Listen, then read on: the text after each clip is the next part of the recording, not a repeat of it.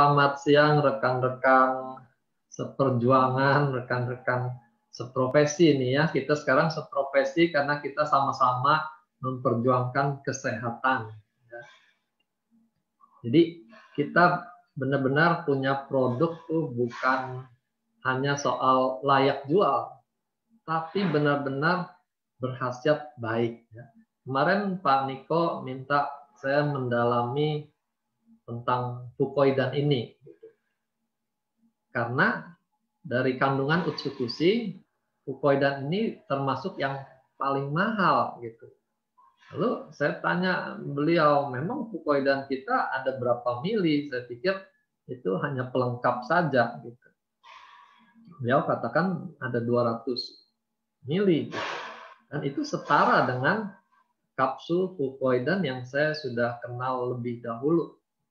Waktu itu saya beli di Singapura untuk membantu pengobatan keluarga saya. Saya sampai dikasih bukunya seperti ini,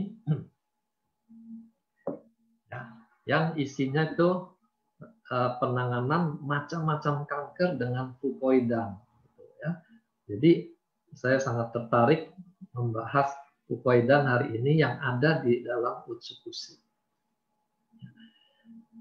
Pertama kita mau mundur sedikit mengenai satu jenis terapi yang dikenal sebagai CAM, singkatan dari Complementary and Alternative Medicine. Ya, belakangan ini menjadi populer karena dunia kedokteran juga menyadari keterbatasan dari obat-obat dan teknologi pengobatan untuk mengatasi berbagai penyakit. Jadi tidak semua penyakit itu sukses diobati dengan kedokteran barat. Nah, jadi di dalam CAM ini ada dua unsur. Yang pertama komplementer, yang kedua alternatif. Ya, tapi di sini dijadikan satu aliran. Kalau komplementer itu artinya dia bisa seiring sejalan dengan kedokteran barat. Jadi bisa diberikan bersama-sama dan mereka sinergi bekerja sama untuk menghasilkan penyembuhan. Kalau alternatif itu dari katanya terkesan tuh pengganti. Jadi kita bisa pilih mau kedokteran barat atau kedokteran alternatif. Ya. Nah, cuma dalam prakteknya nanti kita akan lebih banyak menggunakan yang komplementer, ya. Dan sekarang lebih dikenal lagi sebagai integrative medicine. Jadi digunakan bersama-sama kedua mekanisme ini. Nah, kedokteran alternatif yang kita mungkin kenal tuh antara lain yang traditional Chinese medicine, ya kita sudah kenal akupunktur, herbal Chinese herbal, lalu ada massage meridian yang disebut trina, gitu ya. Lalu juga suplemen makanan. Dan masih banyak cara-cara lain yang bisa dikombinasikan dengan pengobatan barat. Jadi CAM ini membantu proses penyembuhannya. Jadi kalau kedokteran barat tuh lebih fokus pada obatnya, pada tindakannya, kalau CAM ini lebih fokus pada proses healingnya, proses penyembuhan dari badan pasien itu sendiri. Ya. Nah, kita lihat di sini seberapa populernya CAM di dua negara besar ini, ya, Amerika dan Jepang. Di Amerika tuh 42,1% orang-orangnya itu akrab dengan metode CAM ini. Nah, di Jepang lebih tinggi lagi, 65,6%. Mereka sudah biasa menggunakan kombinasi campuran medis barat dan alternatif ini. Nah, CAM yang seperti apa yang dikenal di Amerika? Kalau kita lihat grafiknya ini, yang paling tinggi teknik-teknik relaksasi. Mereka menyadari bahwa stres di kehidupan itu merupakan sumber berbagai penyakit juga, sehingga relaksasi itu menjadi penting, ya. Termasuk di sini massage juga menghasilkan relaksasi.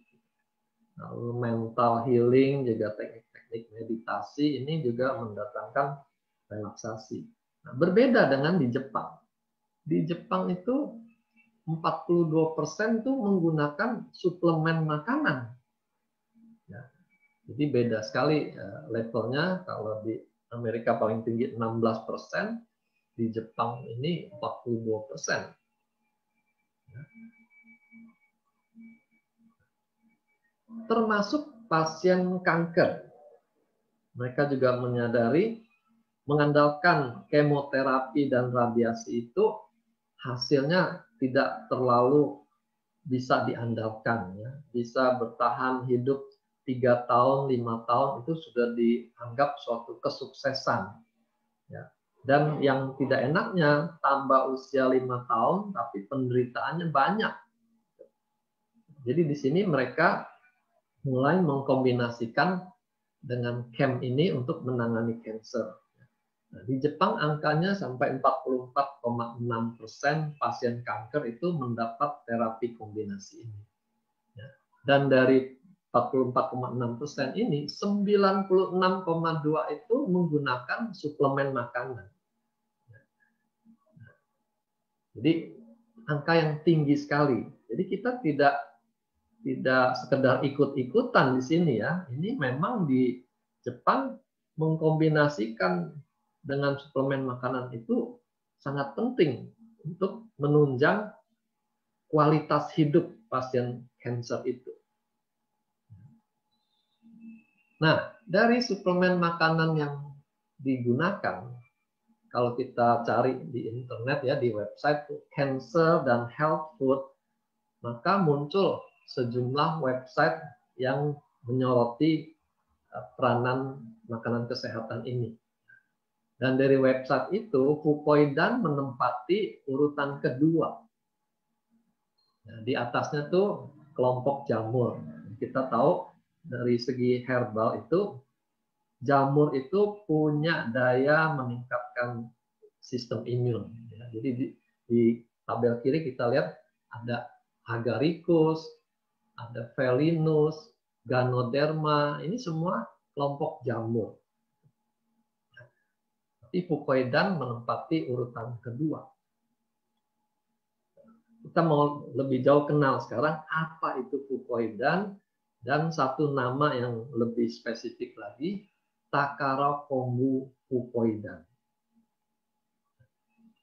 Di Fukoidan ini sejenis polisakarida.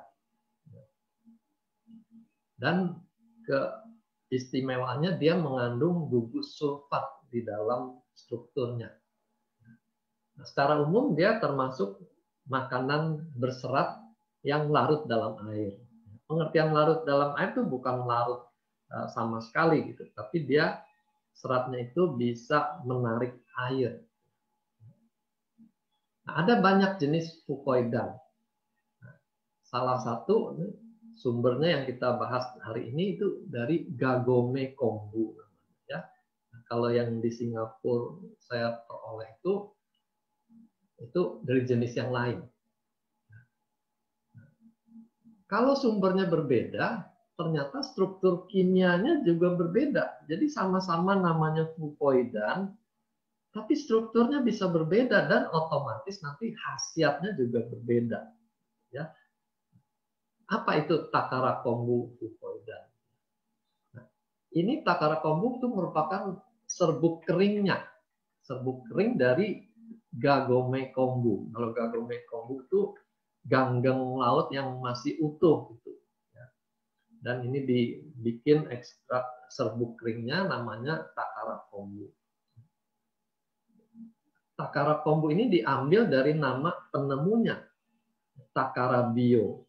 Nah, jadi diabadikan nama Takara Bio sebagai Takara Kombu, yaitu serbuk kering dari sejenis ganggeng yang namanya Gagome Kombu.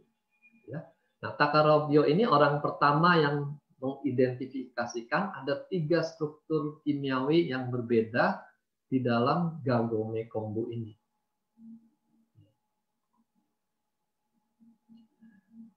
Dia beri nama Fukoidan F, fucoidan U dan fucoidan G. Sesudah penemuan ini, dia terus melanjutkan penelitiannya dan ditemukanlah berbagai khasiat dari Gagome kombu ini. Ya, tergantung nanti struktur yang mana, F, U, atau G itu ternyata khasiatnya juga berbeda-beda. Tempat asalnya Gagome kombu ini sama seperti tempat memanen salmon ovaripeptide itu, ya, di Hokkaido, yaitu di bagian paling utara dari Jepang. Nah, ini ciri-ciri ganggang yang namanya Gagome kombu ini. Namanya Gagome ini berasal dari kata kagome yang artinya keranjang. Keranjang di Jepang zaman itu tuh modelnya nonjol-nonjol begini, ada banyak tonjolan-tonjolan. Jadi struktur dari Gagome kombu ini seperti keranjang ini. Nah, ganggang Gagome kombu ini, getahnya ini lebih kental dibanding ganggang laut atau bahasa Inggrisnya kelp, ya, jenis lainnya. Nah, ini sejarah perjalanan fucoidan dengan penemunya Takara Bio ini. Ya. Udah lama fucoidan dikenal tuh dari tahun 1913 dari Profesor Kilin di Swedia. Ya, ini fucoidan secara umum. Lalu baru tahun 1980 Mr. Takara Bio ini fokus pada manfaat dari fucoidan itu. Nah, di situ dia mulai meneliti dengan serius apa saja yang ada di fucoidan ini. Dan dari semua jenis ganggang laut, dia fokus pada Gagome kombu ini. Nah, tahun 95, Mr. Takara Bio ini menemukan teknik ekstraksi dengan menggunakan enzim. Ya, jadi di situ dia bisa pisah-pisahkan fucoidan jadi beberapa jenis itu. Ya, ini pertama kalinya berhasil dipisahkan ketiga jenis fucoidan tadi.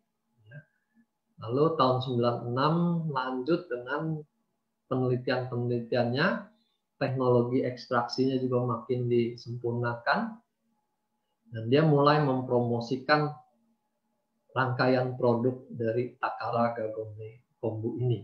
Ya, jadi ada 3 jenis fucoidan tadi. Sampai 2012 ini beliau sering sekali presentasi di berbagai pertemuan akademik memperkenalkan khasiat dari fucoidan ini. Nah, ini prosesnya.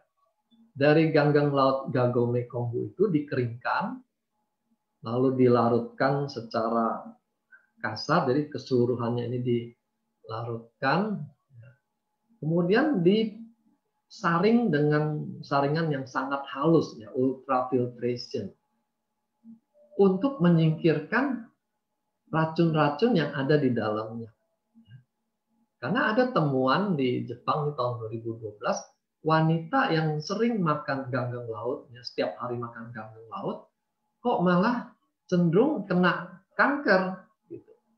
Jadi mereka selidiki pusat kanker di Jepang ini ternyata ada kaitannya dengan racun-racun yang ada di dalam ganggang laut ini. Ya. Jadi dia perlu buang arseniknya atau racun arsenik itu, ya. Jadi hati-hati, jangan sembarang makan ganggang yang mentah kalau dia belum dibuang racun-racunnya. Nah, setelah disaring ini, didapatkanlah larutan konsentrat dari fucoidan.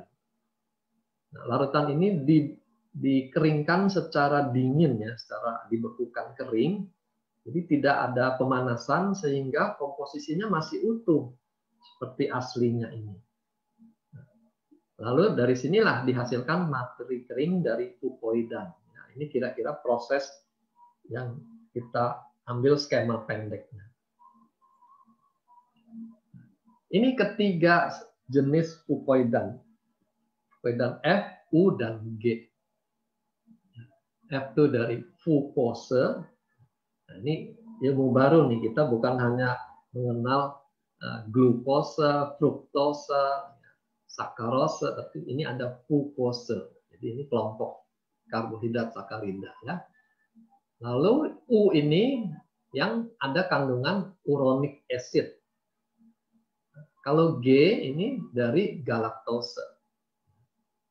Jadi ini struktur yang berbeda dari fukoidan. Nah, yang penting dari struktur yang rumit ini adalah gagome kombu fukoidan ini mengandung gugus sulfat yang lebih banyak, ada 8-10 gugus sulfat. Sementara yang Okinawa Mozuku ini yang dijual di Singapura itu dia hanya mengandung 2 gugus sulfat. Nanti kita lihat jumlah ini sangat mempengaruhi khasiatnya. Lalu dari segi radioaktif juga mereka sudah cek ini bebas dari radioaktif yodium, cesium, tidak terdeteksi sama sekali. Ya, jadi ini bukan hanya bebas dari arsenik, tapi bebas juga dari radiasi. Kita bisa pastikan kita memberikan produk yang aman buat klien kita. Nah, ini khasiatnya. Ada 5 khasiat utama yang kita mau singgung hari ini. Anti tumor, anti influenza, anti trombosis, perbaikan jaringan, dan juga penghambatan dari infeksi oleh bakteri Helicobacter pylori yang kita kenal menyebabkan gastritis, infeksi lambung sampai bikin tukak lambung. Kita lihat satu persatu. Pertama, anti tumornya.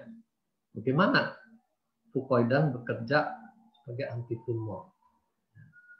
Nah, ini ditemukan tahun 96, dilaporkan dalam pertemuannya pada Asosiasi Kanker di Jepang bahwa ekstrak dari gagome kombu ini mempunyai aktivitas anti tumor.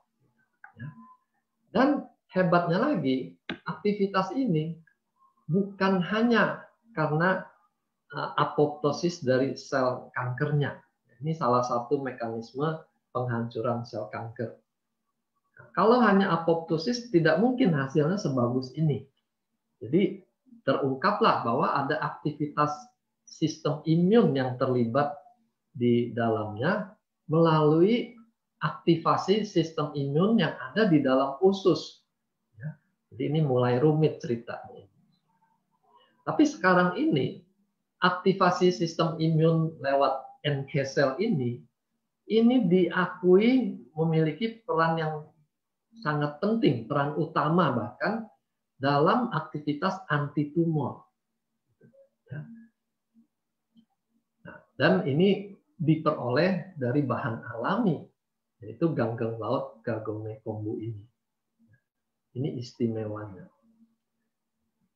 Waktu saya di Singapura membawa pasien yang sakit kanker, yang masih keluarga dekat, itu dokternya menceritakan bahwa ke depan ini pengobatan kanker itu akan fokus pada imunoterapi.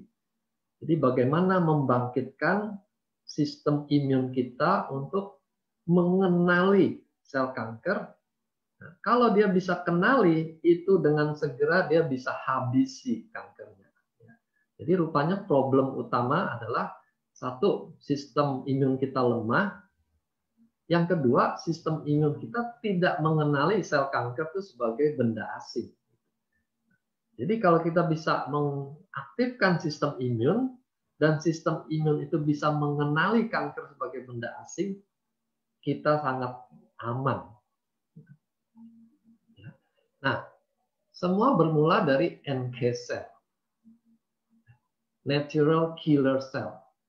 Nah, ini bagian dari sistem di limfe kita, sistem limfe ya. Jadi itu melibatkan jaringan limpa, lalu kelenjar limfe, gitu. Ini semua melibatkan sistem pertahanan kita. Dan NK cell ini salah satu unsur dari sistem limfe ini. dia merupakan pertahanan alamiah. Jadi dari bayi pun sudah ada NK cell ini, NK cell. Ya, NK cell. Jadi dia akan mengenali kalau ada sel yang bermutasi. Dengan begitu dia bisa langsung menghabisi sel yang bermutasi sebelum dia menjadi kanker yang menyebar kemana-mana. Atau dia mengenali sel yang sudah terinfeksi virus. Karena sel yang terinfeksi virus itu menjadi sumber mencetak virus-virus baru. Ya, dia musnahkan juga. Jadi ini sangat penting dalam sistem pertahanan kita. Ini garis garda terdepan. Ya. Nah, ternyata NK cell ini diaktifasi oleh interleukin 12. Nah, ini salah satu sitokin bagian dari sistem imun kita. Jadi sistem imun kita ada yang berupa sel, ada yang berupa bahan kimia. Jadi ini yang bersifat bahan kimia ini interleukin. Jadi NK cell yang tidak aktif akan diaktifkan oleh interleukin menjadi NK cell yang aktif. Dia siap menyerang yang tadi sel kanker atau sel yang terinfeksi. Ini peranan kombinasi antara sitokin dengan sel. Ini kira-kira modelnya NK cell yang aktif ini, dia akan melepaskan sejumlah enzim ya yang bisa membuat lubang-lubang. Perforin itu perforasi, dia bikin selnya berlubang-lubang sehingga sel kanker ini mati dengan sendirinya. Ya, ini yang disebut apoptosis. Nah, ini foto yang dilakukan bagaimana NK cell melekat pada sel kanker. Ya, di sini terjadi reaksi, dia lubangi dinding dari sel kanker sehingga sel kankernya mati. Nah, peranan NK cell ini ternyata bermula di usus. Ya, di usus kita, usus halus tuh ada yang namanya bercak Peyeri. Ya, waktu saya dulu belajar di kedokteran, bercak ini terkenal khususnya pada kondisi tifus abdominalis. Ya, ini menjadi aktif sekali untuk bertahan menghadapi tifus itu. Makanya salah satu komplikasi tifus itu ususnya tuh bisa berdarah di bercak Peyeri ini, bocor. Sehingga perlu dioperasi, dipotong ususnya. Nah, jadi di sini peranan sistem pertahanan tubuh tuh ada di sepanjang usus kita, ya, yang namanya bercak Peyeri ini. Dan mereka menemukan justru saluran usus itu merupakan organ imun yang paling besar. Kira-kira 60-70% sel imun tuh kumpul semua di dalam usus kita. Makanya di sini Utsukushi kita sering sebut-sebut berperan di dalam usus tuh untuk mengaktifasi sistem imun kita ya karena ini. Ya. Nah, di sini peranan Kagome Kombu terbukti mengaktifasi kekebalan sistemik ya. Jadi lewat sistem di usus dia melepaskan interferon gamma ya, salah satu sitokin yang bisa mengaktifasi NK cell yang alami menjadi NK cell yang aktif ya. Dan ini beredar di seluruh tubuh dan dia akan menyerang sel kanker atau sel yang terinfeksi oleh virus. Jadi usus itu menjadi sarangnya, gitu ya, sarang interferon untuk mengaktifasi NK cell. Ini penelitian pada tikus ya, efek dari berbagai ganggang tadi. Okinawa ini yang tadi saya sebut dijual di Jepang, ternyata kalah khasiatnya. Khasiat antitumornya lebih besar pada Takara kombu fucoida. Sini kelihatan grafiknya dia paling kecil, jadi pertumbuhan tumornya, volume tumornya paling kecil dibanding yang lain. Nah, kontrol itu berarti tidak diberikan apa-apa. Nah, jadi kita bisa bayangkan kalau pasien kanker tidak diberikan apa-apa, otomatis sel kankernya itu akan bertumbuh paling besar, paling pesat. Ya. Jadi di sini ambil kesimpulannya, aktivitas antitumor Takara kombu sudah terbukti lebih tinggi dibandingkan fukoidan dari ganggeng lain. Ini menilai aktivitas dari NK cell-nya. Ya. Kalau tadi ukuran tumornya, ini aktivitas dari NK cell-nya. Nah, di sini juga ditemukan paling aktif Gagome kombu ini dibandingkan ganggeng laut yang dua lainnya. Bedanya banyak sekali di sini. Jadi di sini statementnya Gagome kombu menunjukkan efek aktivasi NK cell yang lebih kuat dibanding fukoidan dari dua jenis ganggeng lainnya. Ini mundur lagi produksi interferon gamma-nya. Ya, kita ingat tadi ini yang membuat NK cell itu menjadi aktif. Nah, diukur kadar interferon gamma-nya, Gagome kombu ini paling tinggi menghasilkan interferon gamma. Berarti akan lebih banyak NK cell yang bisa diaktifasi oleh fukoidan dari Gagome kombu ya, dibandingkan fukoidan dari ganggeng lainnya ini. Ya, bedanya besar sekali di sini. Nah, jadi secara kesimpulan umum, Gagome kombu fukoidan, yaitu nama ganggengnya, yang menghasilkan bubuk Takare kombu itu akan menghasilkan fukoidan dengan aktivitas antitumor yang paling tinggi, gitu ya. Bukan karena nutrisi yang ada di dalamnya, tapi karena efek dari sistem imun yang dia timbulkan. Jadi dari usus keluar interferon gamma mengaktifkan NK cell, dan ini yang berperanan melawan kanker. Efek aktivasi NK cell ini hampir tidak terlihat pada fukoidan dengan berat molekul yang rendah. Ya, kalau yang Gagome ini strukturnya lebih tinggi, berat molekulnya juga lebih berat. Ya, jadi berbeda ganggeng, berbeda fukoidan akan berbeda efek. Ingat hal ini. Efek yang dari Gagome ini sudah terbukti lebih kuat dibanding ganggeng Okinawa dan ganggeng Wakame Mekabu. Ya. Ini berhubungan dengan gugus sulfat tadi. Gugus sulfat pada Gagome kombu lebih banyak. 8 dibanding 2. Nah, sekarang kita mau lihat efek antivirus influenza. Virus influenza sudah berapa kali menimbulkan pandemi. Yang terakhir itu SARS-1. Nah, sekarang kita sedang menghadapi SARS-2, SARS-CoV-2, gitu ya. Jadi ini satu keluarga yang sama, virus influenza ini. Nah, ini variasinya banyak.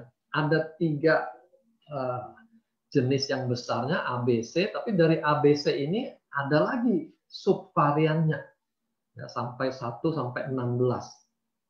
Jadi kalau kita lihat H1N1, H3N3 itu jenis tipe yang berbeda dari virus influenza ini. Bagaimana mekanisme virus ini menyerang tubuh?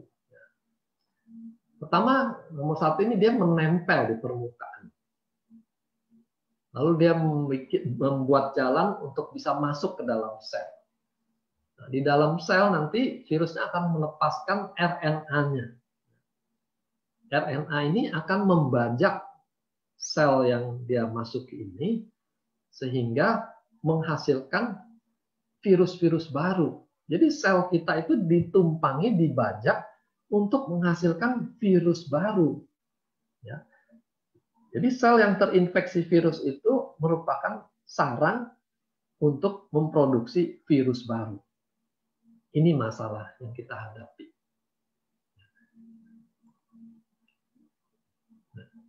Jadi percobaan untuk meneliti sejauh mana bahan-bahan ini bisa berinteraksi, ya, apakah mencegah menempelnya, atau mencegah dia berkembang biaknya, atau bisa menangkis virus yang sudah beredar.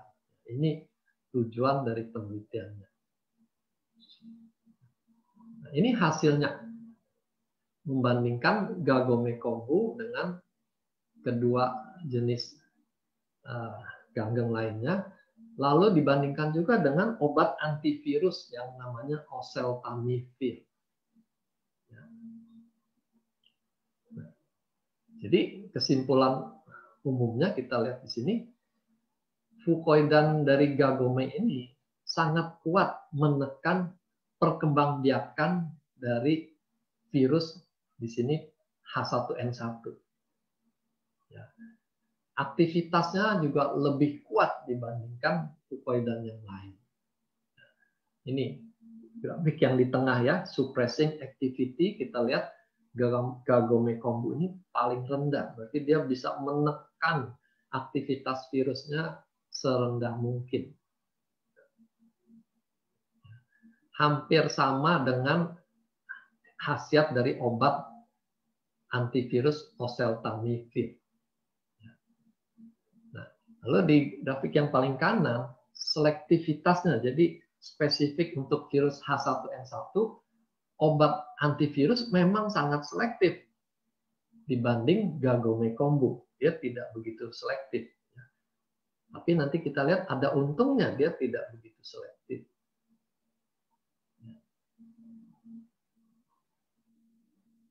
Ini juga pada virus H5N3. Ya, virus jenis lainnya, hasilnya juga sama. Gagomekombu sangat kuat menekan perbanyakan virus, penggandaan virus di dalam tubuh kita. Lebih kuat dari ganggeng yang lainnya, dan hampir setara dengan obat antivirus. Ini perbandingan dalam bentuk angka-angka. Gagomekombu kita lihat angkanya 0, sementara kedua ganggeng yang lain tuh ada yang 4, ada yang 26. Ya. Dan dibanding oseltamivir yang efektif melawan virus tuh 0,05. Ya. Jadi dia menyusul kekuatan antivirus.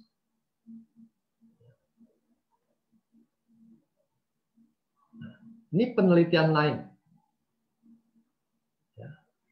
Bagaimana dia bisa menekan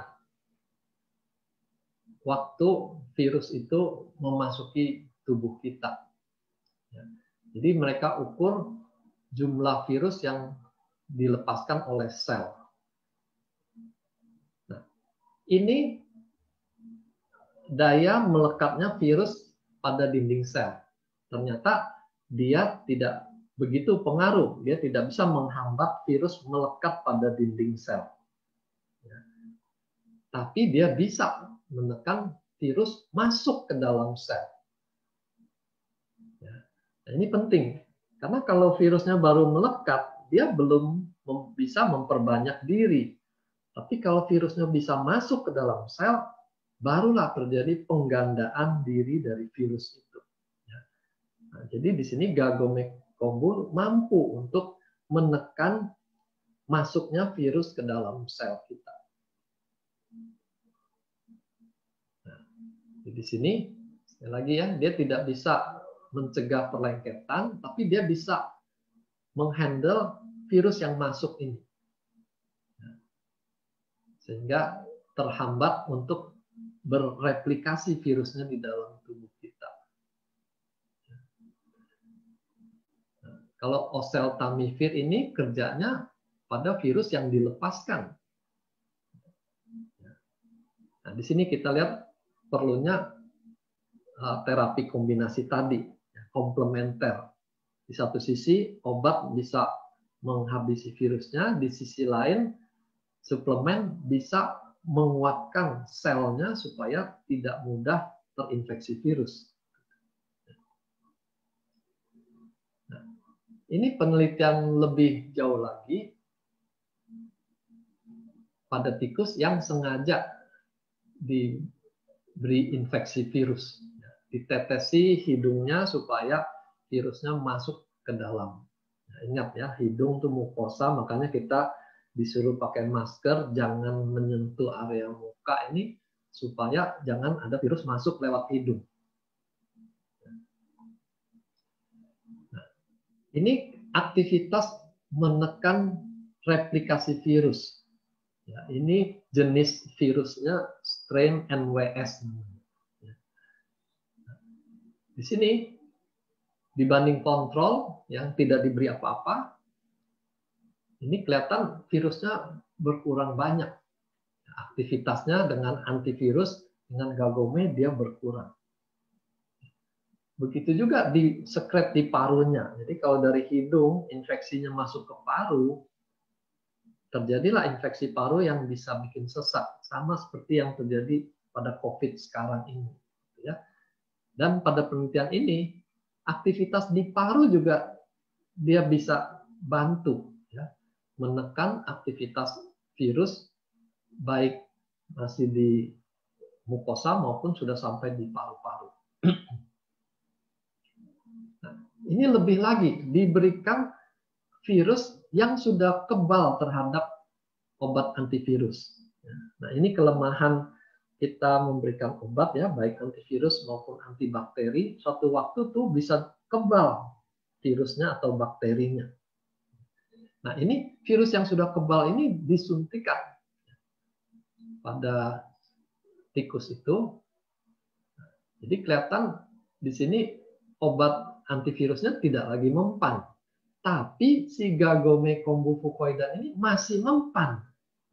Ya. Nah, ini kelebihan yang tadi saya katakan ya, tidak spesifik antivirus itu justru menguntungkan karena dia masih bisa bekerja walaupun virusnya sudah kebal terhadap antivirus. Nah, lebih jauh lagi setelah NK cell itu sistem imun akan menciptakan garis pertahanan kedua lewat imunoglobulin. Itu antibodi. Nah, di sini antibodinya dari IgA. Itu dibentuk setelah terjadinya infeksi dan badan kita mulai menghasilkan antibodi. Nah, antibodi ini yang nanti akan menyerang virus yang bebas berkeliaran. Ya, jadi bukan yang ada dalam sel tapi yang beredar di dalam darah.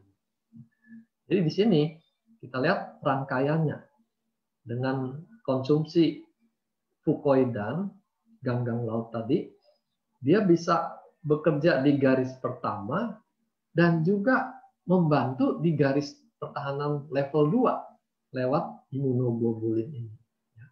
Nah, imunoglobulin ini yang akan lebih spesifik terhadap jenis virus yang masuk.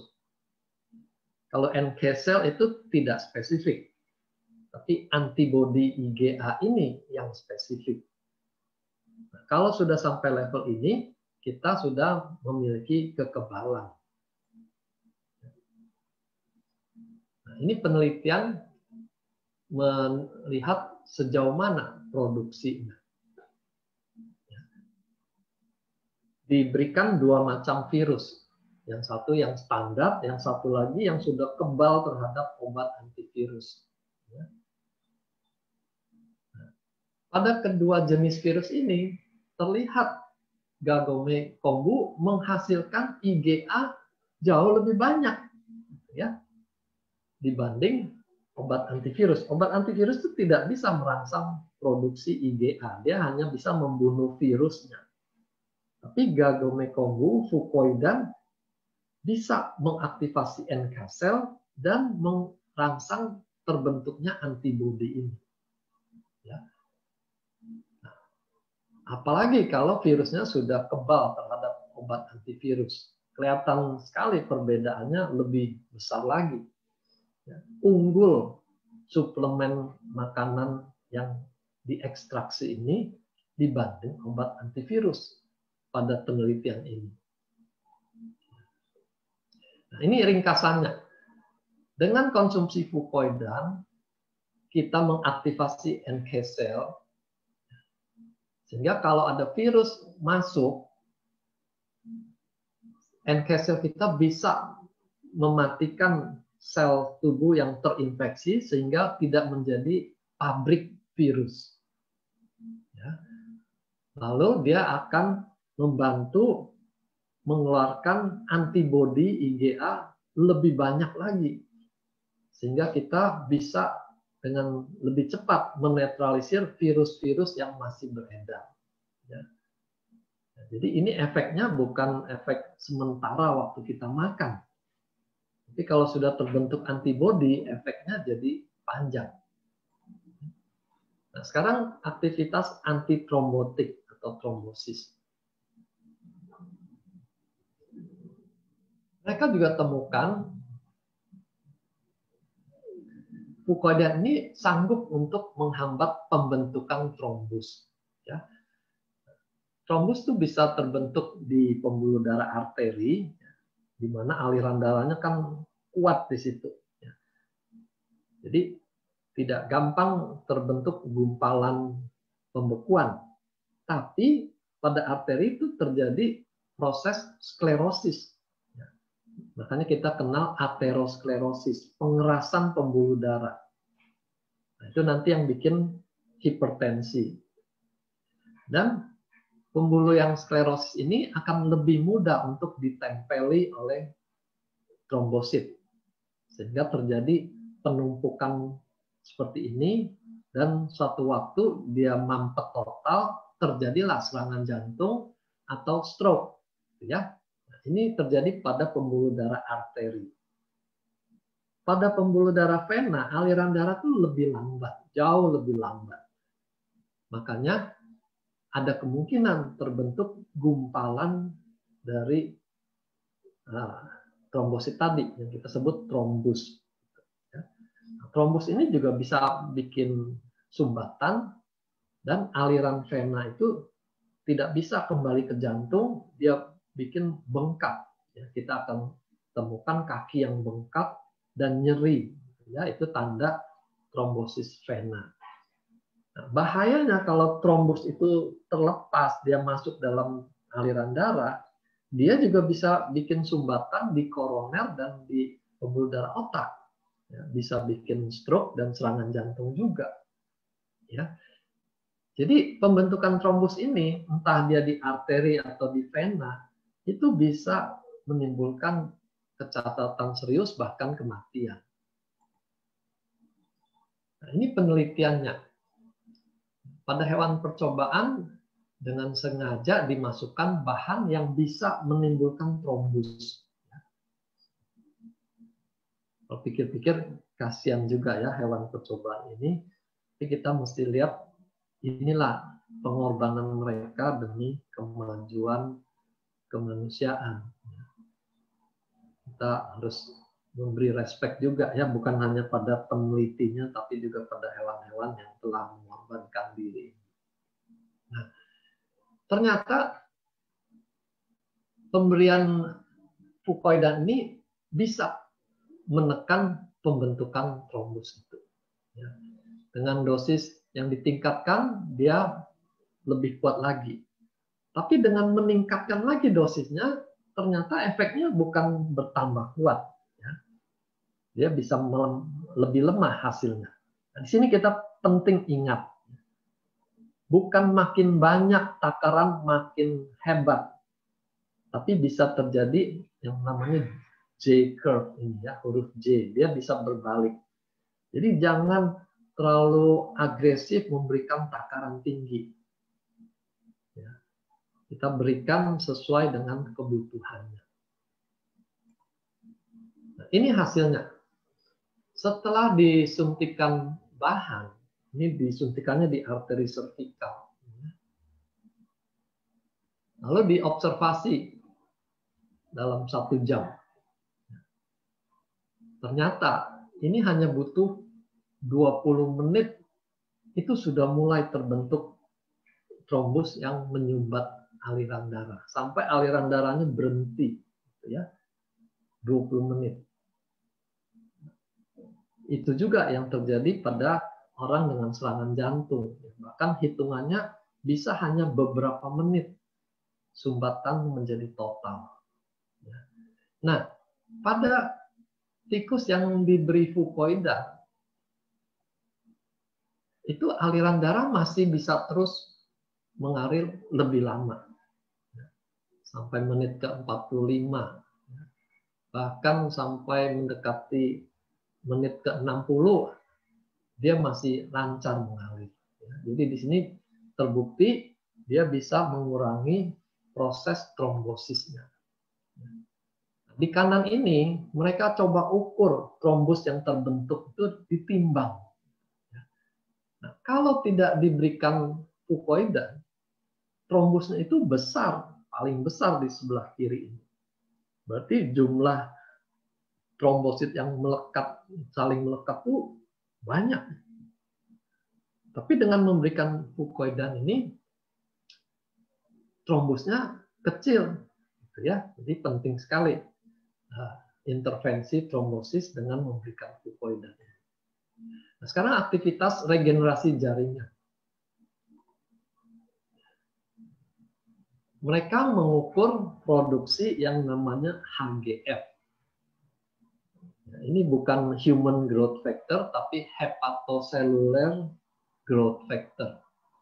Ini sejenis protein ya, yang punya efek kuat untuk menumbuhkan sel hati. Ya, hepatoseluler itu sel hati. Jadi terjadi regenerasi di hati. Organ hati kita tuh memang terkenal punya daya regenerasi yang luar biasa.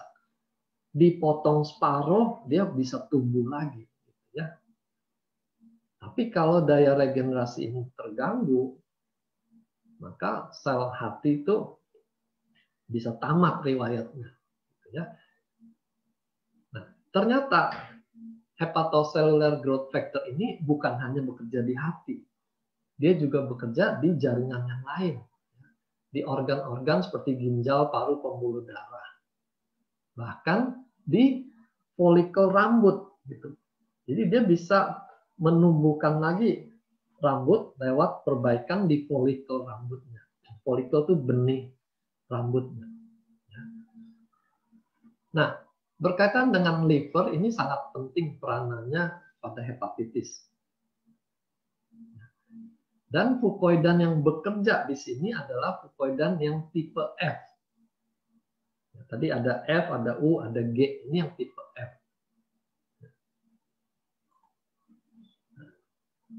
Ini pembuktiannya. Dengan yang kiri yang merah itu dengan Kagome Kombu, yang kanan dengan Okinawa Mozuku. Ya. Kelihatan di sini jumlah hepatocellular growth factor-nya lebih banyak pada Kagome Kombu. Berarti daya rangsangan untuk perbaikan sel juga akan lebih tinggi pada fucoidan yang Kagome ini. Nah, ini tadi berkaitan dengan jumlah sulfatnya yang lebih banyak, 8 sampai 10.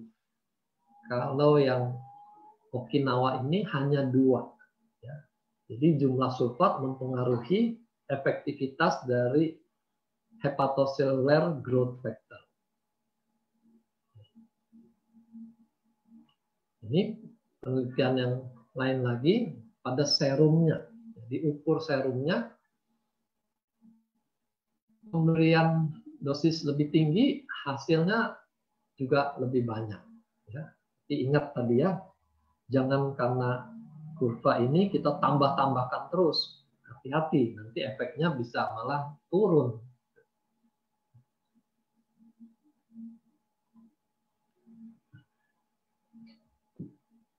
fenomena ini penting pada penyakit hepatitis, khususnya hepatitis kronis. Ya. Kapan kita sebut kronis? Kalau penyakitnya berlangsung lebih dari 6 bulan. Jadi setelah 6 bulan dicek SGOT, SGPT-nya masih tinggi, kondisi fisiknya juga belum kembali seperti semula normal gitu ya.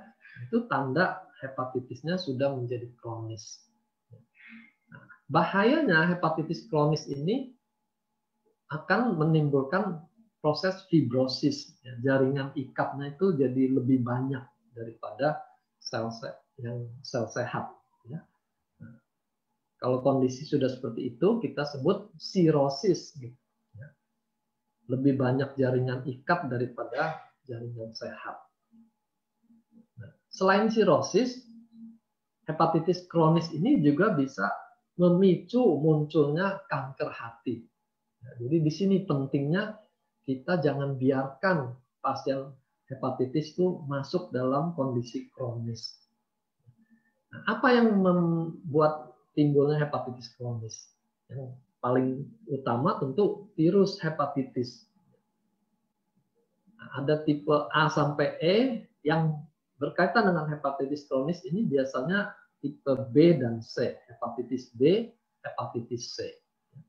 Mereka yang konsumsi alkohol secara rutin dan cukup banyak, ini juga akan menimbulkan kerusakan hati, peradangan hati ini. Juga obat-obat. Ada obat yang di metabolisme di liver, ada yang di ginjal. Jadi kalau obat itu di metabolisme di liver, dosisnya tinggi, minumnya lama, dia berpotensi bikin kerusakan di hati. Dan belakangan juga dengan berkembangnya autoimun, diketahui ada hepatitis yang berkaitan dengan autoimun juga. Intinya, kita jangan biarkan dia sampai menjadi kronis. Harus dibantu supaya cepat teratasi. Nah, ini contoh percobaan. Tikusnya disuntikan serum babi ini supaya terjadi jaringan ikat di hati. Nah, sekelompok tikus hanya diberi air minum biasa, air minum yang suling ya. Kelompok kedua itu ada air minum suling, ada lagi air minum yang diberi fukoidan. Kelompok yang ketiga itu kontrol, gitu ya. Dia tidak diberikan suntikan, tapi juga tidak diberikan fukoidan. Ini diobservasi selama 10 minggu. Diukur timbangannya sama. Ini penting.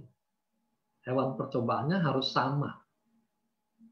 Timbangannya sama. Tapi waktu diukur berat livernya, ternyata kelompok yang tidak diberikan fukoidan tapi diberikan bahan beracun itu, livernya menjadi berat. Ini artinya terjadi pembengkakan liver dibanding yang normal. Kelompok yang diberi fukoidan juga mengalami pembesaran, tapi tidak sebesar kelompok yang tidak diberi fukoidan. Lalu diukur lagi satu bahan lain yang namanya hidroksiprolin. Ini menunjukkan aktivitas dari fibrosis di dalam livernya. Pada kelompok yang hanya diberi racun tadi, kadarnya tinggi sekali. Berarti proses pembentukan fibrosis berjalan aktif di sini. Kelompok yang diberi fukoidan itu meningkat, tapi tidak banyak. Ya. Dibanding normal, dia ada di tengah-tengahnya. Lalu diukur lagi enzim hatinya. Kita di Indonesia lebih populer SGPT, SGOT. Kalau di luar negeri itu lebih populer ALT dan AST. Jadi enzim yang diberi racun saja lebih tinggi dibanding yang diberi fukoidan. Enzim yang tinggi ini menunjukkan kerusakan hati lebih banyak. Ya. Jadi kalau kita cek SGOT, SGPT naik, makin tinggi angkanya menunjukkan kerusakan hatinya lebih luas. Ya. Lalu alkalin fosfatase ini menunjukkan bendungan di saluran empedu di dalam levernya. Ini juga meningkat. Sementara yang diberi fukoidan lebih ringan peningkatan. Nah, ini bukti fotonya. Kalau tidak diberi apa-apa, levernya ini bengkak dan terjadi sirosis, fibrosisnya. Tandanya fibrosis, dia tidak lagi mengkilap dan licin. Nah, yang paling kanan itu gambar liver yang normal, licin dan ukurannya seperti itu. Pada tikus yang diberi fukoidan, dia masih tampak kilatannya dan licinnya masih lebih bagus dibanding yang tidak diberi fukoidan. Jadi di sini terbukti efek melindungi hati terhadap kemungkinan fibrosis yang sirosis hati. Nah, ada juga kondisi hepatitis yang berkembang tuh menjadi parah, gitu ya, menjadi ganas, gawat, disebut fulminant. Di sini sel liver tuh rusaknya begitu banyak sehingga daya regenerasi tidak lagi bisa mengejarnya. Pada kondisi fulminant, angka kematian tuh bisa mencapai 80%. Jadi paling tidak enak kalau kena hepatitis itu begitu. Bisa sembuh sempurna, bisa kronis lalu berujung sirosis atau kanker, atau terkena yang ganas dia meninggal. Ya. Nah, fulminant ini biasanya terjadi pada kondisi yang akut. Serangan baru, panas, enek, muntah-muntah, lalu enzimnya naik dengan tinggi sekali. Kalau ini berlangsung terus memburuk, masuk dia di fulminant dan 80% kemungkinan meninggal.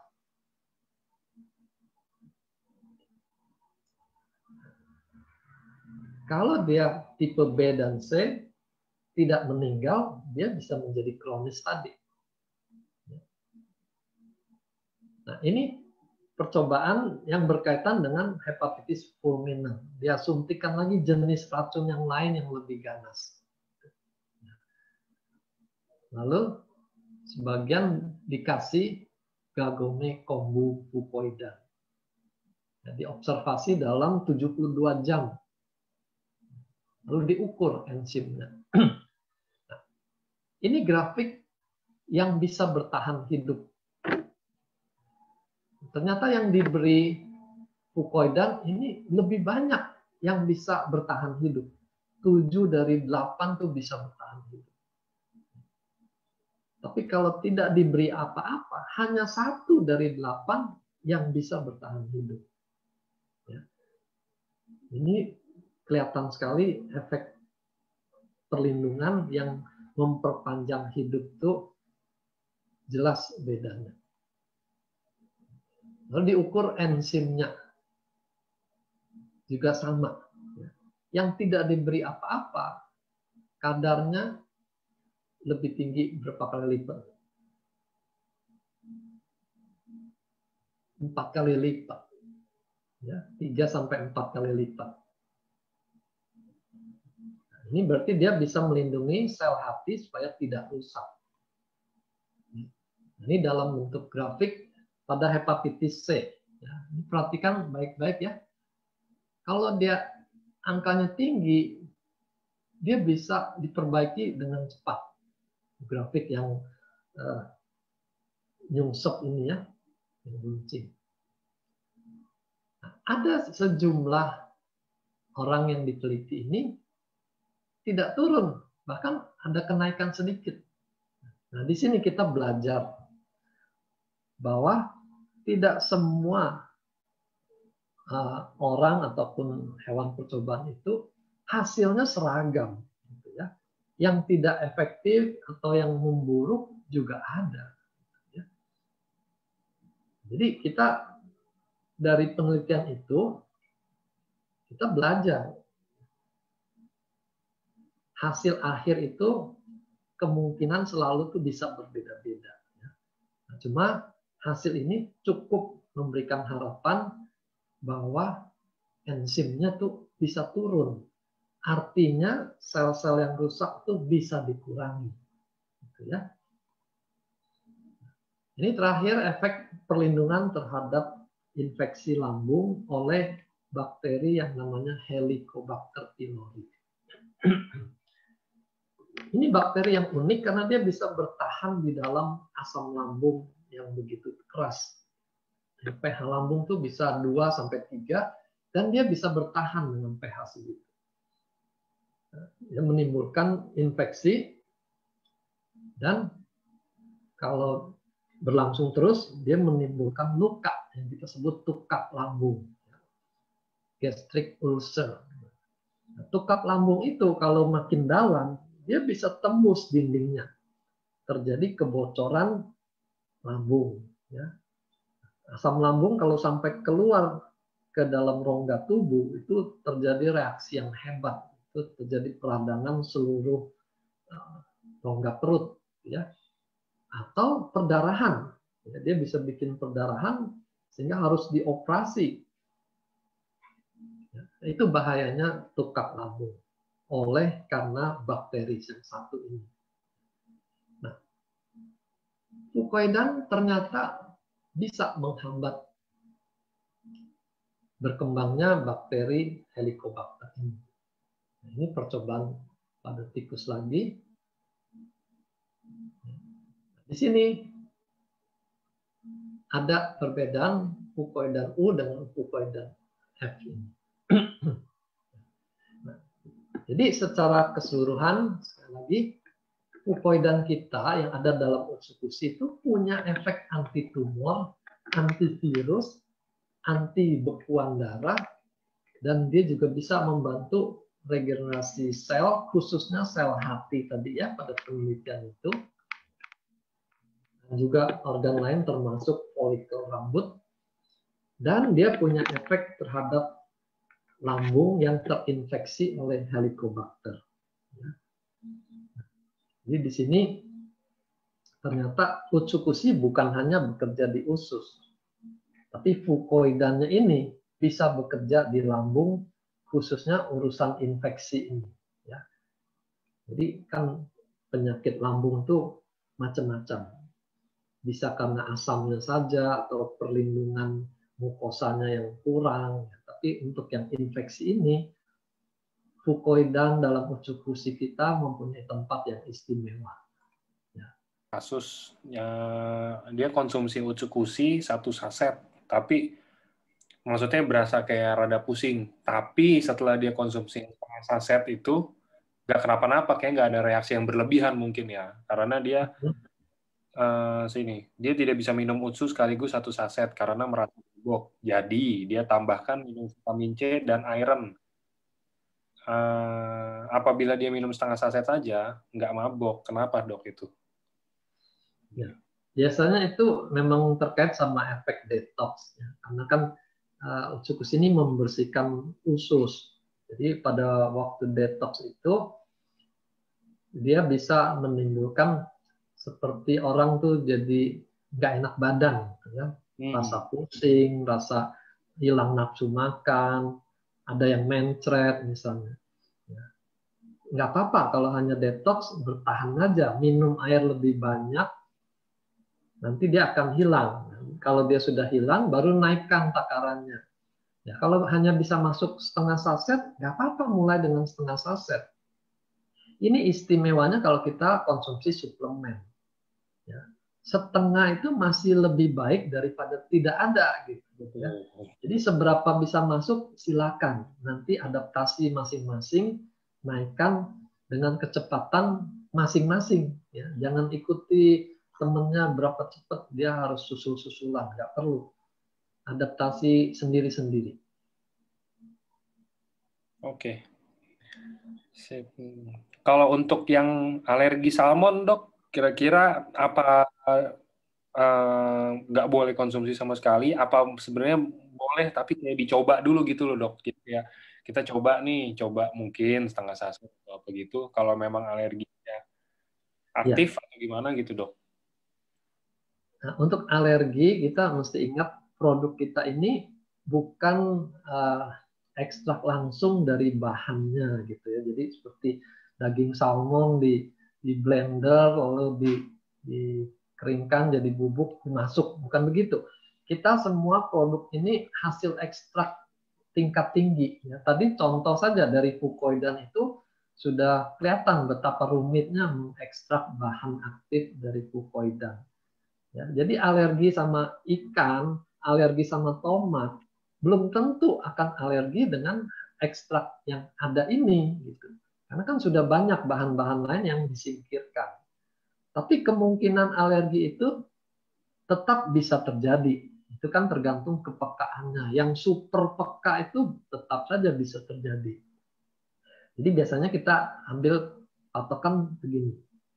Kalau dia langsung gatal di hari pertama, hari kedua langsung gatal dan cukup luas, itu kemungkinan alergi.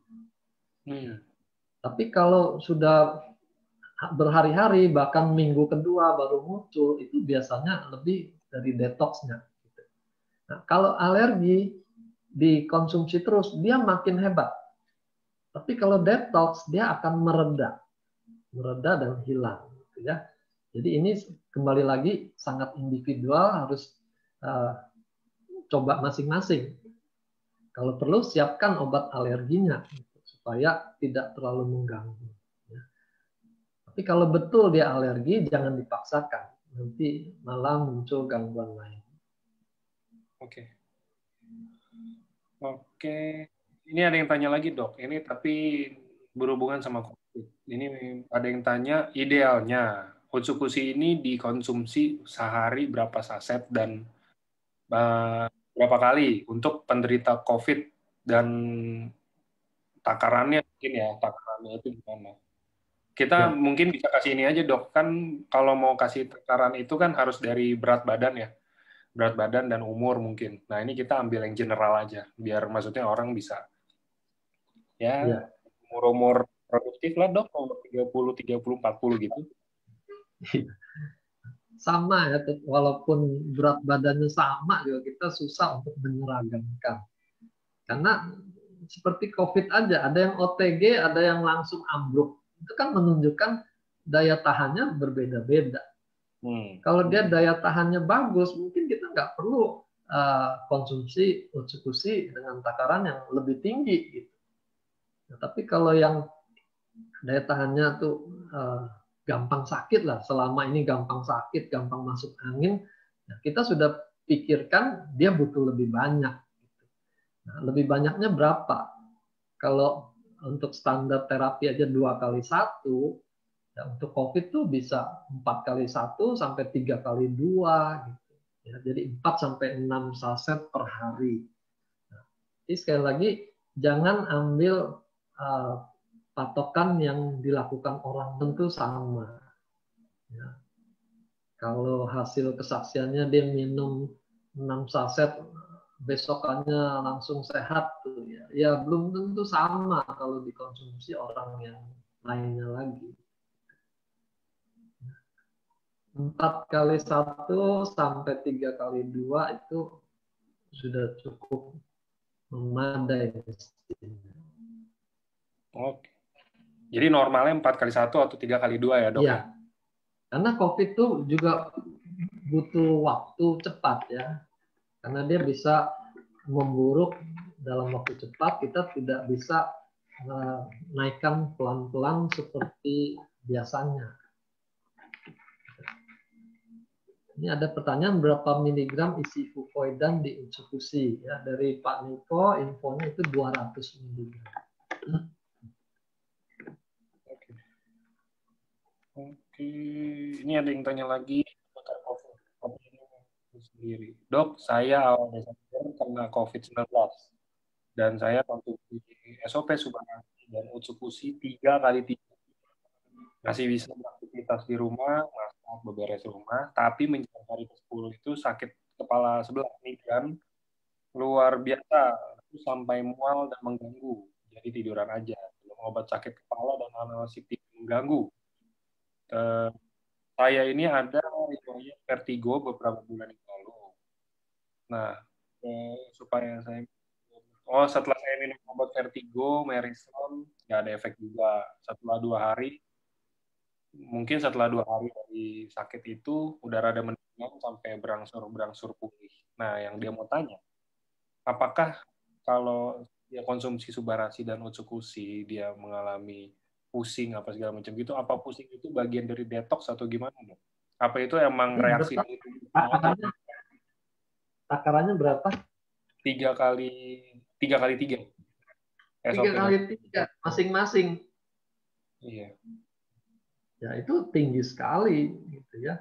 Nah, itu yang saya suka ingatkan, start low, go slow. Gitu. Karena kalau kita bongkar-bongkaran langsung di hari-hari pertama, racunnya keluar banyak, ya itu yang kita bilang sebagai gejala detox itu. Gitu.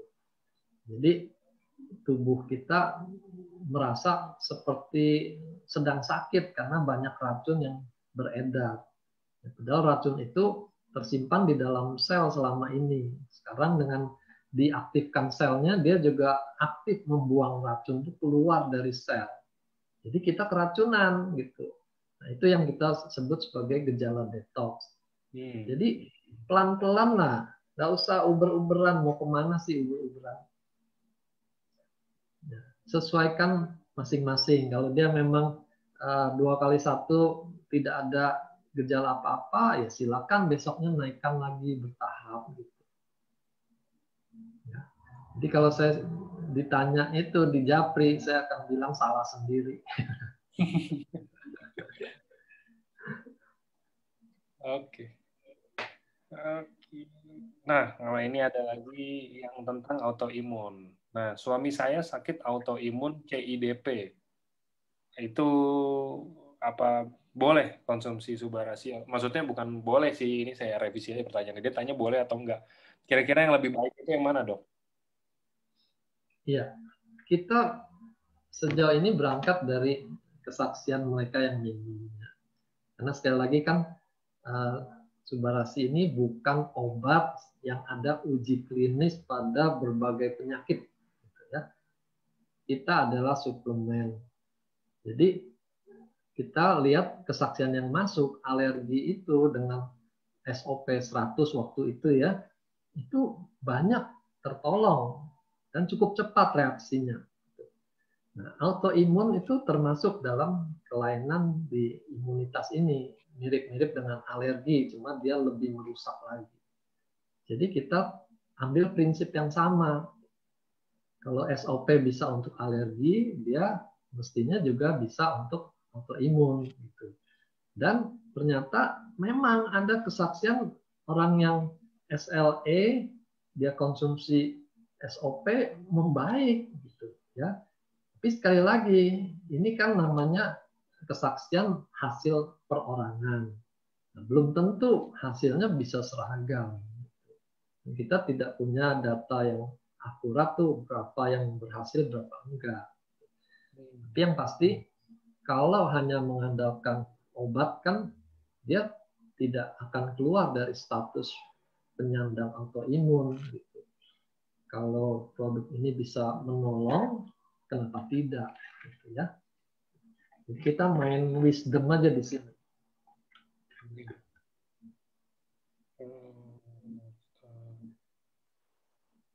Saya baca apakah Utsu bisa membantu fatty liver. Fatty livernya sendiri itu perlu dibakar dengan olahraga. Karena fatty liver ternyata juga bisa merusak hati. Ya, bukan hanya timbunan lemak di hati, tapi dia bisa merusak sel hati yang sehat juga. Gitu. Jadi ditandai dengan SGOT-PT yang naik juga pada pasien fatty liver. Utsukushi bisa membantu melindungi sel hati. Tapi bukan berarti dia akan mengeliminasi sel lemak. Ya. Nanti sel lemak di tempat lain juga hilang, kan kita repot juga. Nah, membakar lemak itu ya harus berolahraga. Jangan andalkan produk apapun untuk tinggal duduk diam lalu sel lemaknya hilang semua. Nggak bisa. Oke dok, ini ada pertanyaan menarik menurut saya. Tapi ini oke nih, dok mau tanya, kalau misalkan Utsukushi itu kan contoh nih, Utsukushi kan dia ada bisa bantu detoksifikasi tubuh ya. Ini dia ada mau nanya, dok kalau misalkan ada yang pernah konsumsi narkotika dan dia mau detox diri, mau membersihkan dirinya itu dan dia udah stop lah kita bilang. Cocoknya itu konsumsi di Utsukushi aja atau ditambah Utsukushi dan Subarashi untuk mempercepat pembersihan dirinya, pemutihan dirinya gitu loh dok. Ya, nah, dalam hal ini kan bukan hanya detox yang dia butuh, karena narkoba itu kan juga punya daya rusak. Seperti alkohol tadi merusak hati, narkoba itu bisa merusak otak. Ya, agak bodoh-bodoh itu udah resikonya itu. Nah, dia merusak. Nah, untuk yang merusak ini, itu daya regenerasi dari Subarashi atau SOP itu lebih kuat daripada Utsukushi. Nah, Utsukushi dalam penelitian tuh regenerasi yang di liver yang disoroti gitu ya. Tapi kalau urusan stem cell, insulin like growth factor itu adanya di SOP atau Subarashi. Jadi konsumsi dua-duanya perlu. Ya. Jadi pada penyakit yang bersifat kronis dengan macam-macam komplikasi, kita perlu dua-duanya. Oke. Ada yang minum konsumsi Utsukushi malah mahnya kumat jadi perih. Ya. Itu berarti mahnya itu memang lebih parah dari yang lain-lain. Dia lebih sensitif. Jadi begitu ada reaksi perbaikan pun dia akan merasa lebih sakit. Ya. Kita jadi pertimbangannya begini. Kalau di stop dia tidak masuk apa-apa, kondisi dia akan begitu terus. Ya. Tapi kalau kita berikan sesuatu yang dalam penelitiannya itu punya efek memperbaiki jaringan, maka kita patut mengusahakannya. Nah, itu prinsipnya. Ya. Nah, dalam proses mengusahakannya ini kita bikinlah reaksi yang seminimal mungkin efek sampingnya tadi. Ya. Kalau nggak tahan satu saset, setengah saset. Ya. Dan konsumsinya sesudah makan. Nah, bagaimana caranya supaya bahan ini masuk? Gitu. Kalau perlu, bikin larutan satu saset, lalu minumnya sedikit-sedikit. Sehingga nggak tahu lagi tuh, itu 1/8-nya atau 1/berapa yang masuk gitu. Nah, yang penting dalam sehari ada masuk. Ada perbaikan jaringan. Dengan makin baiknya jaringan itu, dia kan lebih tahan lagi. Besok-besok dia bisa naikkan takarannya. Gitu ya. Jadi cari akal. Oke. Ini ada yang tanya lagi, dok, kalau misalkan saya umur 53 tahun, saya ini saya tidak ada kendala apa-apa. Saya hanya mau tanya, kalau saya mau konsumsi Utsukushi setiap harinya, kira-kira yang cocok itu berapa saset per hari untuk menjaga biar saya sehat selalu? Kalau hanya untuk jaga itu cukup satu. Dia minum malam, besok paginya tuh buang air besar mestinya lebih baik. Nah, kalau Subarashi itu kita biasanya minum pagi karena kalau sel-sel lebih sehat, kemungkinan dia lebih segar, dia bisa susah tidur kalau minumnya malam. Itu alasannya kita. Kenapa Subarashi pagi, Utsukushi malam.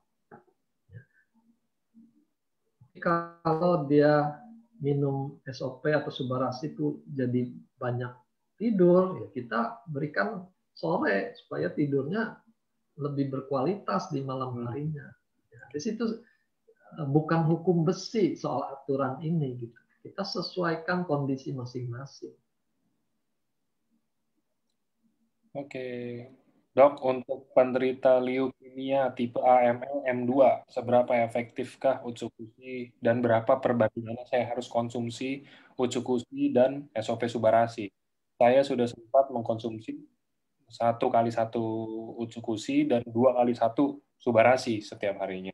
Konsumsinya udah hampir 1,5 bulan. Apakah ini tepat ataukah saya harus rubah? Ya, jadi balik lagi, kita tuh tidak ada penelitian untuk penyakit.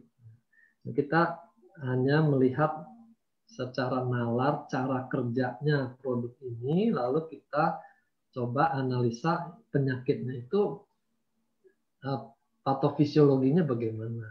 Leukemia itu kelainan di produksi sel darah putihnya. Jadi di pabriknya dia ada kelainan.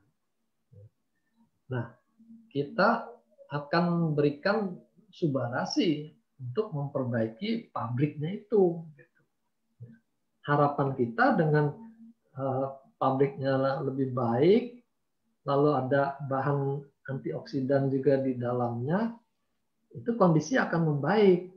Jadi ini secara umum efeknya, bukan berarti Subarasi itu obat untuk leukemia, jangan melihat seperti itu. Sama-sama memperbaiki jaringan dan organ, tapi kali ini kita harapkan organ yang membaiknya itu si sumsum tulangnya dalam memproduksi sel darah putih. Nah, Utsukushi perannya di mana? Kalau efek radikal bebasnya itu muncul dari segi makanan dan usus, nah kita ada tempat untuk Utsukushi itu membersihkan ususnya sehingga penyerapan makanan juga lebih baik. Tapi terutama Subarasinya untuk leukemia. Dok, saya sudah negatif dari COVID 1 minggu yang lalu. Sebaiknya saya konsumsi Utsukushi berapa saset per harinya untuk memulihkan stamina biar sehat kembali dan aktif serta normal. Ya, kalau untuk pemulihan 2 kali 1 mestinya sudah cukup. Jadi itu takaran minimal untuk terapi. Nah, kalau ini ada yang tanya, Dok, saya mau tanya kenapa tingkat trigliserid itu tinggi. Trigliserid itu apa? Apakah bisa dibantu dengan Utsukushi? Banyak sih ini yang tanya, ada beberapa juga tanya juga. Trigliserid itu ada kaitan dengan genetik juga ya, ada orang yang turunannya memang dia ada masalah di livernya sehingga pembentukan trigliseridnya tinggi. Ada juga yang terkait dengan pola makannya. Biasanya yang karbohidrat itu bisa bikin trigliserid juga. Apapun itu ya betulkan saja semuanya. Makanannya yang alami, yang banyak seratnya, sayur buahnya diperbanyak, lalu olahraganya diperbanyak. Nah, itu prinsip umum. Lalu Subarasi kita harapkan dia memperbaiki organ livernya. Utsukushi kita harapkan dia bisa perbaiki di ususnya sehingga ada yang namanya resorpsi ulang dari lemak itu kita bisa kurangi gitu. Ya, karena ususnya lebih aktif, pembersihan di usus itu lebih aktif, tidak sempat bahan-bahan itu diserap lagi. Jadi berikan dua-duanya karena mekanismenya berbeda. Oke. Ini ada yang panjang, makan Utsukushi 3 hari langsung timbul merah-merah di leher, agak parah. Ya. Dia tidak ada riwayat alergi. Ya, kalau kita nilai agak parah, nomor 1 stop aja dulu.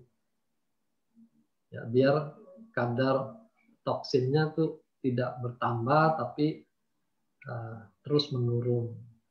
Nah, nanti kalau sudah normal mau dimulai lagi, mulailah dengan dosis yang paling kecil. Ya. Jadi ini juga seninya beradaptasi.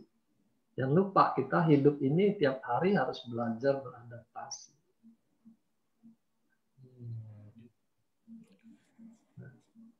Pasien ini tidak bisa minum obat yang ada ginnya, antalgin. Nah, itu kan berarti dia sudah ada riwayat alergi obat. Kenapa tadi bisa dibilang tidak ada riwayat alergi gitu? Kadang-kadang kita suka ngomong alergi itu hanya soal seafood gitu ya. Semua bahan yang menimbulkan reaksi itu kita sebut alergi. Jadi kalau ada riwayat alergi gitu, ya kita lebih hati-hati lagi memulai memberikan sesuatu, mulai dengan takaran yang terkecil. Dok, klien saya ada sakit anemia dan sakit mah usia 17 tahun dirawat seminggu lebih di rumah sakit. Orang baru dilepas dari rawat inap.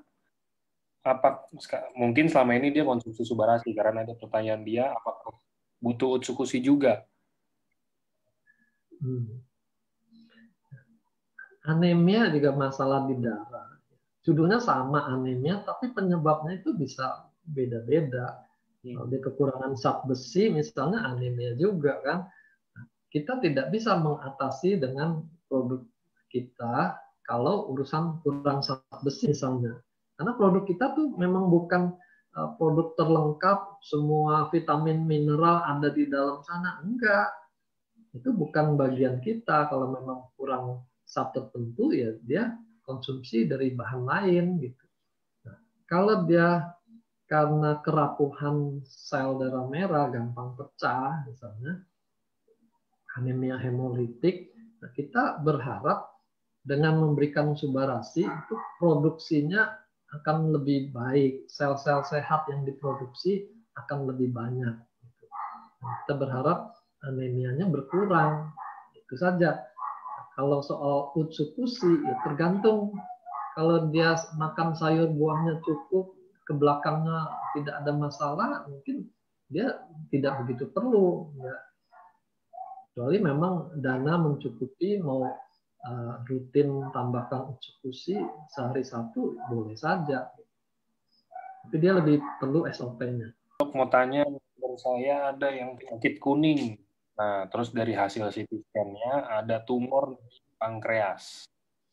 Kira-kira apa sih konsumsinya Subarasi dan Utsu, dan kira-kira butuh berapa perharinya mungkin ya? Pankreas itu biasanya nggak kuning.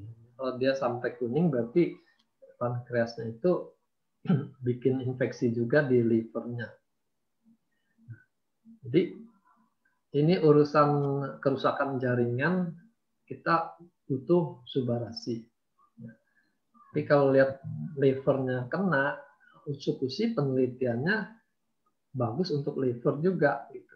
Jadi berikan dua-duanya lebih bagus ya. Minimal 2x1. 2x1. Ya, itu takaran untuk terapi itu minimal 2x1. Kita bisa menaikkan sesuai kebutuhan. Dengan kecepatan sesuai dengan adaptasi kliennya.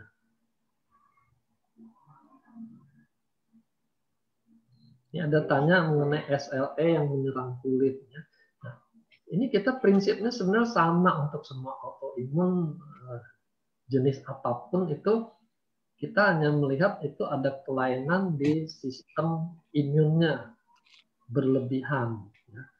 Nah, bahan kita SOP atau Subarasi ini dari kesaksian tuh dia bisa membaik. Kita perkirakan ada bahan yang bisa menetralisir sistem imun yang terlalu aktif itu. Jadi kita berikan aja SOP atau Subarasi. Dan masalahnya usia pasiennya sudah 91.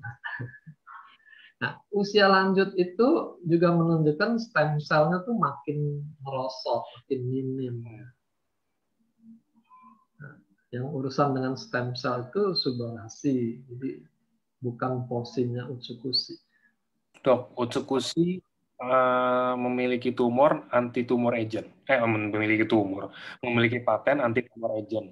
Nah, ini ada pasien ini kena miom. Miom itu kan sejenis tumor. Apakah dapat dibantu juga dengan Utsukushi? Nah, Apa ini Subara?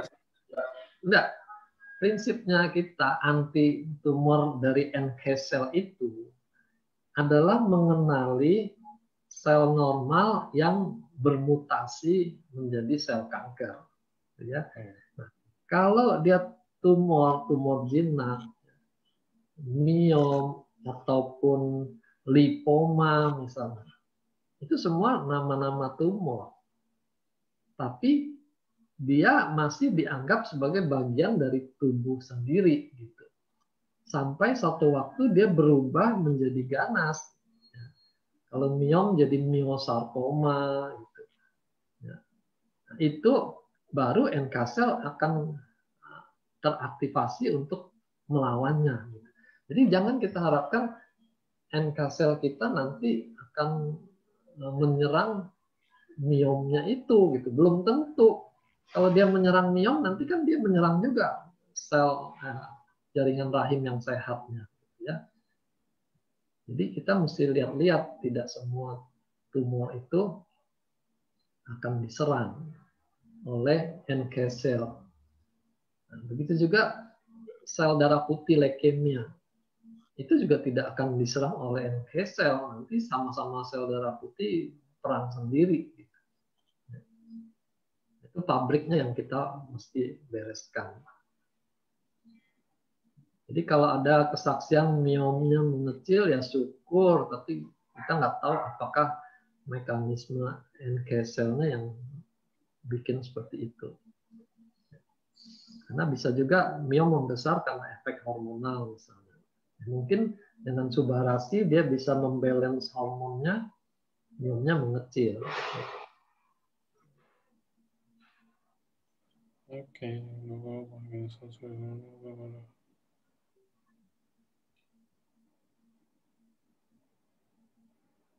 Dok, untuk anak usia 2 tahun positif COVID, berapa saset takaran utuh? Apa perlu dok sebenarnya dok? Di bawah 5 tahun. Bilang ini COVID agak sulit karena dia bisa berubah dari hari ke hari. Jadi kalau kita bilang nggak perlu, terus ternyata besok dia berubah, kan kita salah juga. Umumnya anak itu ya, jadi 5 tahun ke atas itu takarannya separuh orang dewasa. Kalau balita ya kita bisa anggap sepertiganya. Jadi kira-kira saja dibagi sama orang tuanya aja. Ya. Paling nggak setengah saset lah. Oke. Jadi kalau orang dewasa 4 saset per hari, dia kalau seperempatnya kan masih bisa 1 saset per hari. 1 saset itu dibagi lagi 2 kali pemberian paling enggak. 2 kali setengah untuk si anak itu. Dilarutkan saja. Apa dikasih bubuk nanti dia keselak. Oke. Oke, ini bertanya institusi minumnya di mana? Kalau minumnya itu balik lagi udah ini bebas minumnya sebenarnya sih, nggak ada yang aturan gimana banget ya dok. Minumnya ditaruh di bawah lidah atau pakai air atau apa. Itu Karena ini tergantung kitanya aja sih. Karena ini perjalanan jangka panjang. Tadi riset aja kan semuanya perlu berapa hari. Jadi kita nggak perlu adu cepat. Yang penting kontinuitasnya lebih penting.